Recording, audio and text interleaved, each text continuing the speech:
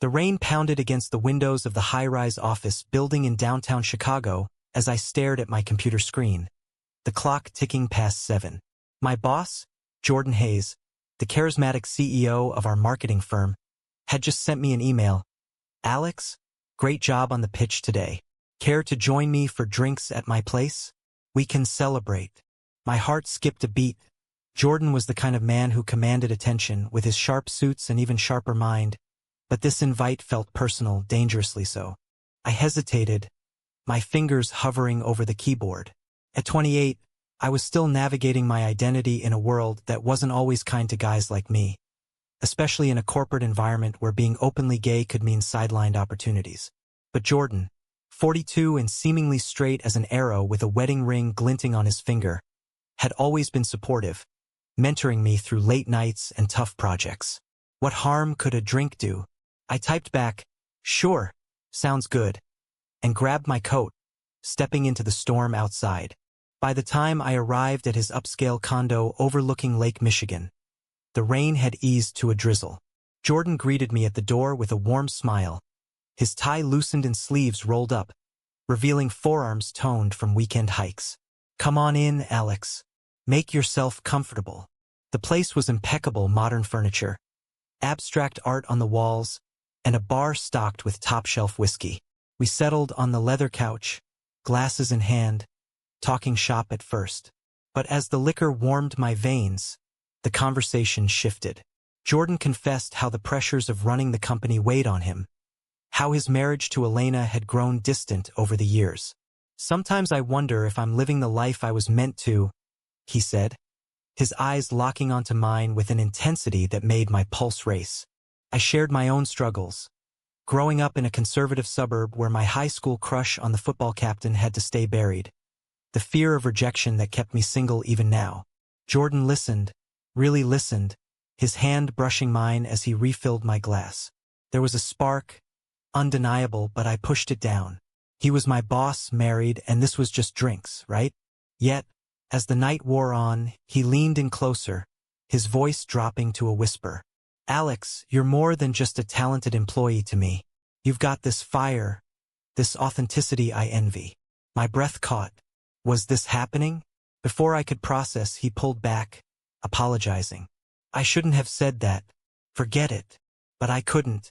The air crackled with unspoken tension, and as I left that night, I knew something had shifted irreversibly. The next day at work, the office buzzed with the usual chaos.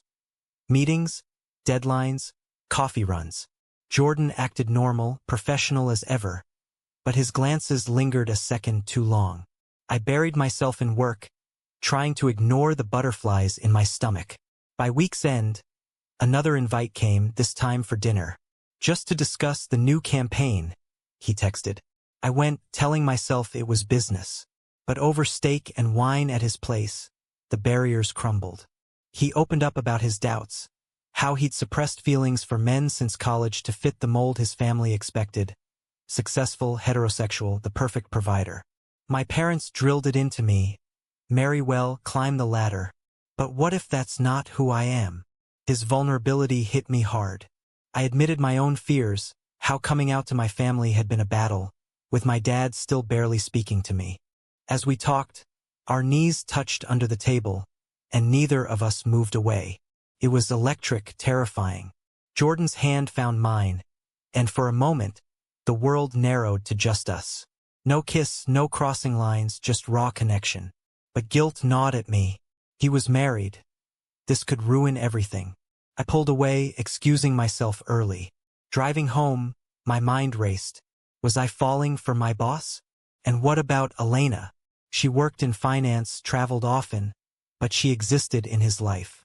The next morning, a text from Jordan. "Last night meant a lot. Let's keep this between us." Secrecy. It thrilled and scared me in equal measure. Weeks blurred into a pattern. Late nights at the office turning into private dinners, shared laughs over hidden meanings. Jordan's marriage was unraveling. He'd confessed they were in therapy, but it wasn't working.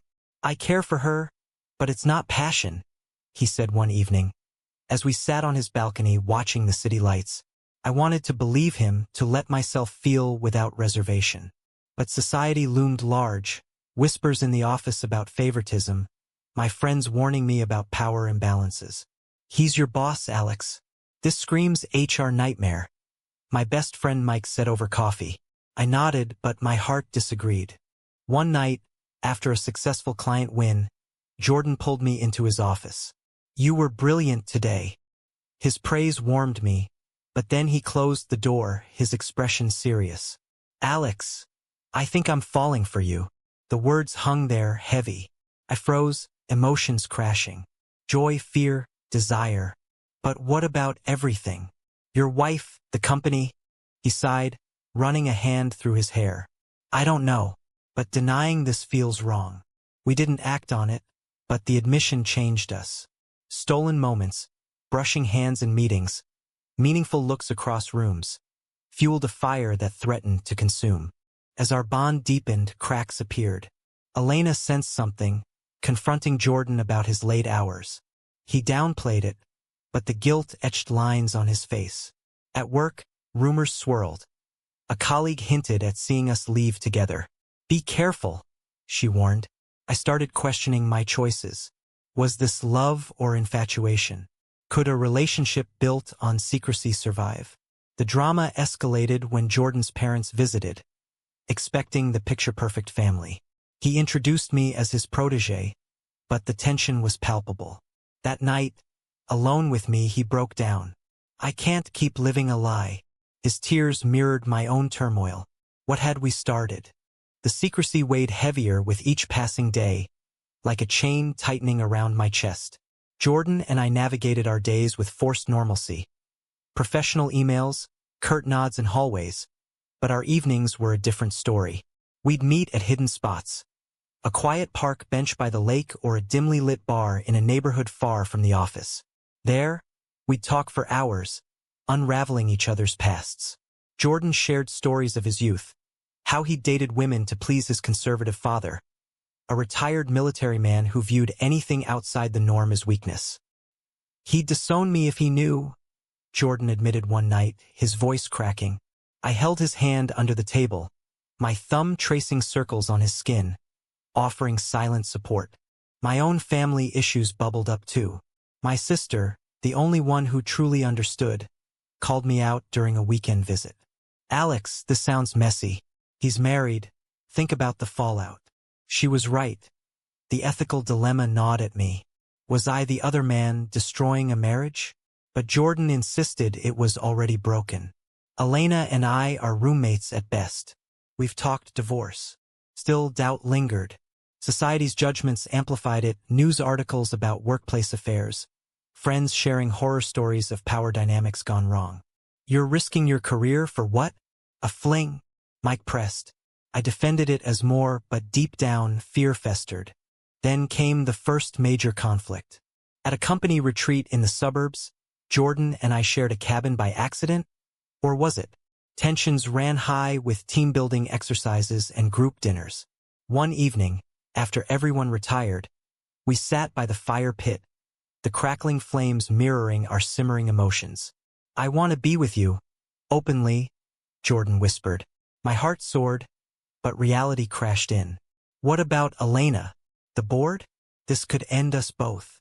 He pulled me close, our foreheads touching. No more than that, just intimacy in words and proximity. But a colleague stumbled upon us, mistaking it for a deep conversation. The next day, whispers spread. Hayes and that new guy seem awfully chummy. Back in the city, the fallout hit. Elena confronted Jordan, having heard rumors through mutual friends. Is there someone else? She demanded. He confessed partially, admitting emotional distance but omitting details. Their argument echoed through his condo walls when I arrived unannounced. I hid in the shadows outside, heart pounding, as she stormed out. Jordan found me later, devastated. She suspects it's you.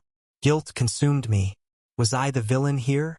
That night, we argued for the first time. We need to stop, I said, tears streaming. This is hurting everyone. Jordan pleaded. Don't give up on us. I love you. The word stunned me. Love? felt real, but so did the pain. As weeks turned to months, our relationship evolved amid the chaos. Jordan filed for divorce, a move that shocked his family. His father called, furious. "You're throwing away your life for what? Some midlife crisis." Jordan stood firm, but the strain showed. At work, HR launched a subtle investigation into favoritism, interviewing staff. I felt eyes on me constantly, paranoia setting in. Friends distanced themselves, labeling it inappropriate. Even my progressive circle questioned the ethics. Consent is tricky with power imbalances. I defended our choices, but inwardly, I wavered. Was love worth the societal backlash? A turning point came at a charity gala, where Jordan and I attended separately. Elena showed up unexpectedly, elegant and composed, cornering me in the restroom. "I know about you and my husband." Her words were calm, but her eyes blazed. "He's confused, Alex. This will destroy him." I stammered apologies, but she cut me off. "Just think about what you're doing." Shaken, I confronted Jordan later. "She knows everything." He nodded, resolute. "I'm ending the marriage. For us." But her words haunted me. Confusion? Was Jordan just experimenting? The drama intensified when Jordan's ex-college friend, a staunch conservative, outed our suspicions on social media. Disappointed in Hayes, family man turned homewrecker? The post went viral in our industry circles, sparking debates. Supporters praised authenticity. Critics decried immorality. My inbox flooded with messages, some encouraging, others vicious. "You're a predator," one read. The office became a minefield. Colleagues picked sides. Jordan shielded me, but his stress manifested in withdrawn moods. "I didn't anticipate this backlash," he admitted during a rare quiet moment. Amid the storm, our bond strengthened. We spent a weekend away in a secluded cabin upstate, away from prying eyes. There, we explored our feelings deeply. Conversations about dreams, fears, future. "I want a life with you, Alex," Jordan said, his voice steady. I believed him, but societal pressures loomed. Returning, we faced more hurdles. Jordan's parents cut him off financially. His sister mediated tense calls. My dad, hearing rumors, emailed, "Is this true?" Disgraceful. The emotional toll mounted, testing our resolve. One evening, as we walked along the lakeshore, Jordan stopped. "We need to decide. Fight or fold." I chose fight, but doubts persisted. The conflicts, social stigma, family rejection, professional risks, piled on, creating a web of drama that threatened to ensnare us forever. The divorce proceedings dragged on like a bad dream, each court date a reminder of the lives we were appending. Jordan moved into a smaller apartment downtown, shedding the trappings of his old life. I helped him unpack, our hands brushing over boxes, a silent affirmation amid the chaos. But the public scrutiny intensified. A local business blog ran a piece on corporate affairs.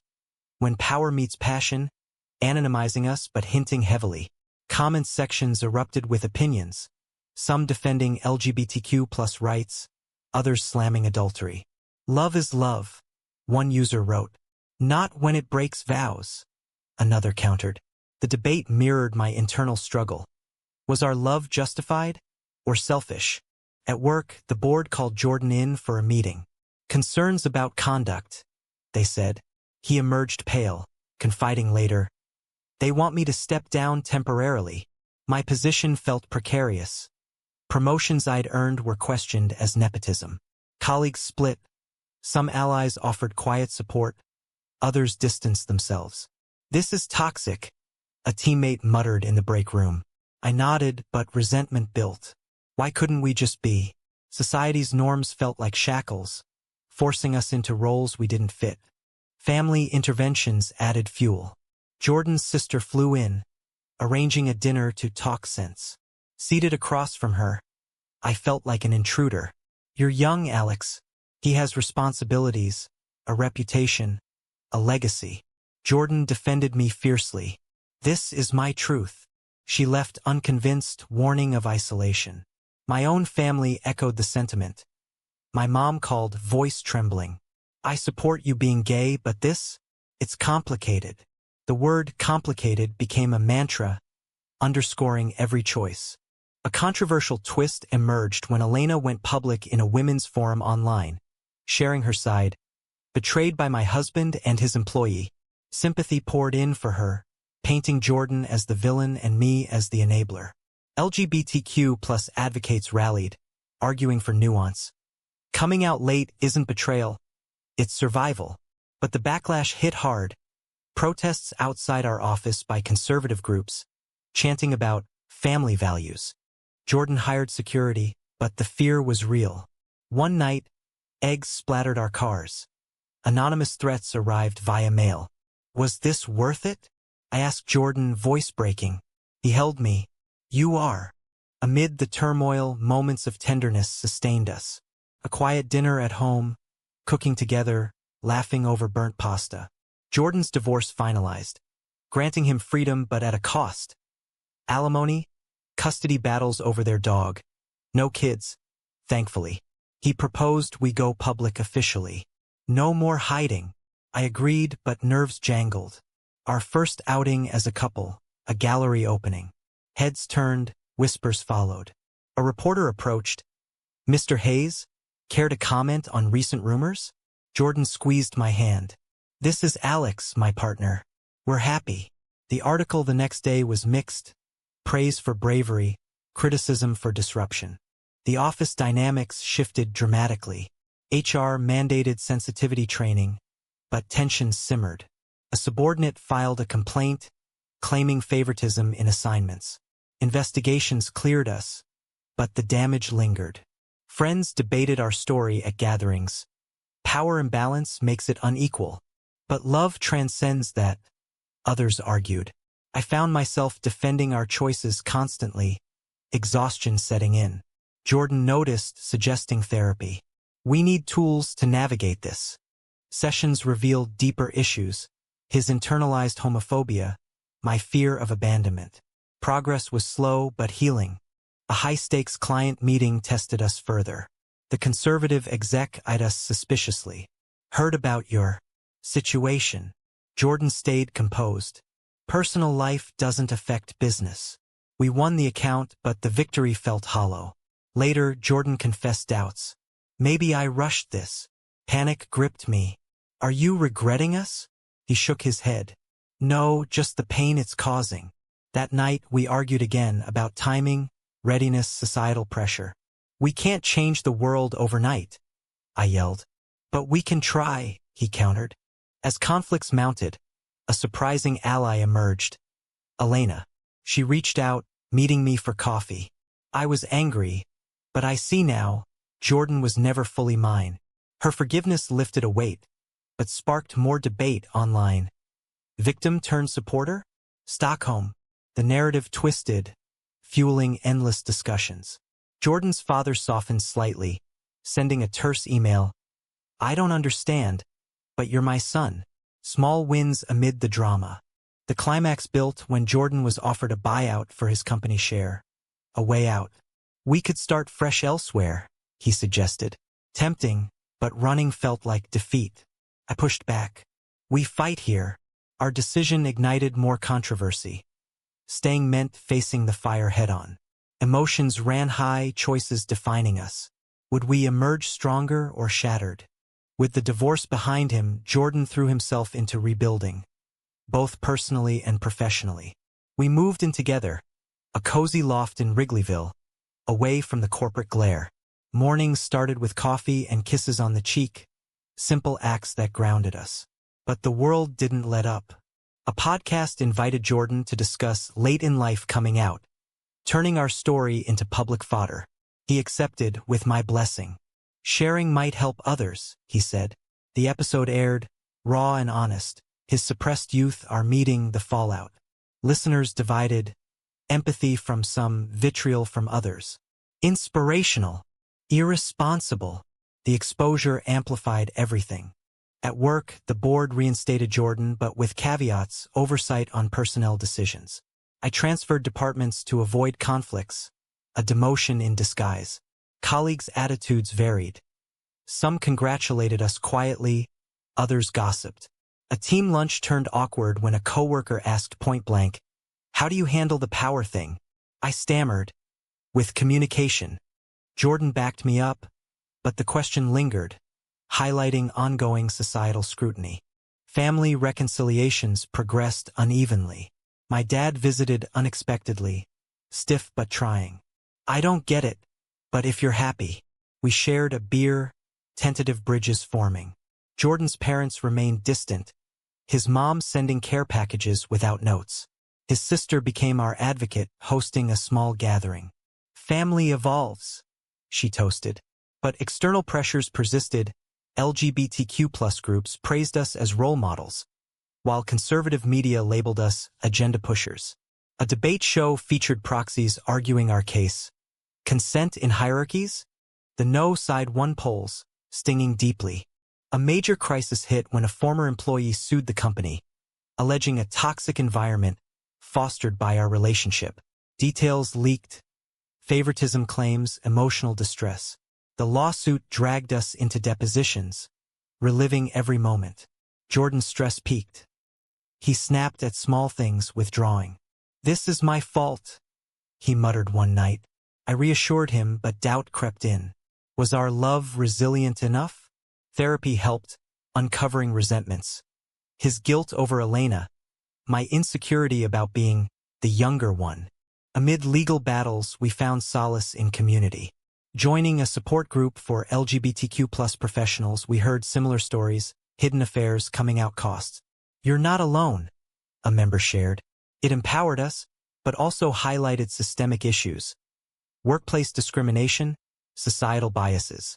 We volunteered at Pride events, turning pain into purpose. But controversy followed. A photo of us at a rally went viral, sparking boycotts from conservative clients. Revenue dipped. Layoffs loomed. Our choices affect others. I realized, guilt compounding. The lawsuit settled out of court, a Pyrrhic victory. Jordan considered selling the firm entirely. Start over, maybe in San Francisco, more accepting. I hesitated. Chicago was home. Arguments ensued. Running away? Surviving. Emotions boiled over in a heated fight. "You pushed for this," I accused. "We both did," he retorted. Reconciliation came slowly, in quiet apologies and shared dreams. "Whatever happens, together," he vowed. Social circles evolved too. Old friends faded. New ones emerged. Couples navigating similar paths. A double date turned into deep discussions. Is age gap an issue? Power more so. Their insights mirrored online debates, where our story inspired fan fiction and think pieces. "Romantic or reckless?" headlines asked. We laughed it off, but it underscored the public ownership of our private lives. As high drama crested, a health scare hit. Jordan's father suffered a stroke. Rushing to the hospital, Jordan confronted his past. "Dad, this is Alex, my partner." The old man nodded weakly, a silent acceptance. It shifted dynamics. Family thawed, visits increased. My mom hosted dinner, awkward but warm. Healing began, but scars remained. With the company stabilized, we planned a commitment ceremony, small, intimate. Invites sparked more buzz. Too soon, but we proceeded, vows exchanging amid tears. "Through storms and judgments," Jordan promised. Joy mingled with reflection. Had we chosen rightly? The night ended in quiet celebration, but questions lingered, fueling endless internal debates. The commitment ceremony marked a new chapter, but life didn't tie up neatly like a bow. We honeymooned in Maine, hiking coastal trails, the ocean's roar drowning out lingering doubts. "We've come far," Jordan said, his arm around me as we watched the sunset. Back home, reality resumed: work, routines, the occasional judgmental stare. But we'd built resilience, our bond forged in fire. Professionally, Jordan pivoted the company toward inclusivity, launching LGBTQ+ initiatives. It attracted progressive clients, offsetting losses. I advanced on merit, proving skeptics wrong. Yet, whispers persisted. Nepotism. We addressed them head-on in town halls, transparency our shield. Society's evolution felt slow. Laws protected us, but hearts varied. A neighbor's cold shoulder contrasted a barista's thumbs up, microcosms of broader divides. Family integrated gradually. Holidays blended traditions. My dad grilled with Jordan's father, tentative bonds forming over sports talk.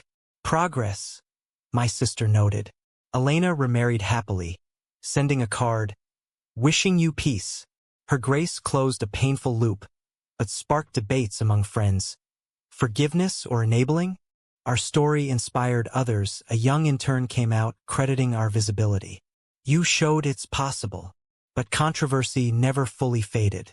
A documentary pitch arrived, probing the ethics of our affair. We declined, valuing privacy. Online, forums dissected us. Heroic or harmful? The narrative evolved, reflecting shifting norms. As years passed, wait, no, this was just the beginning. Months blurred, challenges morphing. Jordan faced age-related insecurities. Am I holding you back? I reassured, but societal tropes amplified it. Trophy boyfriend jabs stung. We countered with therapy, communication key. A final twist, Jordan's ex-friend apologized, admitting envy and bias. I was wrong. Reconciliation healed old wounds, but raised questions. Can bigots change? Our answer, sometimes. Reflecting, our journey was messy, dramatic, full of choices that defied convention. Love won, but at what cost? We emerged stronger, advocates for authenticity. Was it morally right for Jordan to pursue a relationship with his employee while still married? Or did the ends justify the means in the name of personal truth?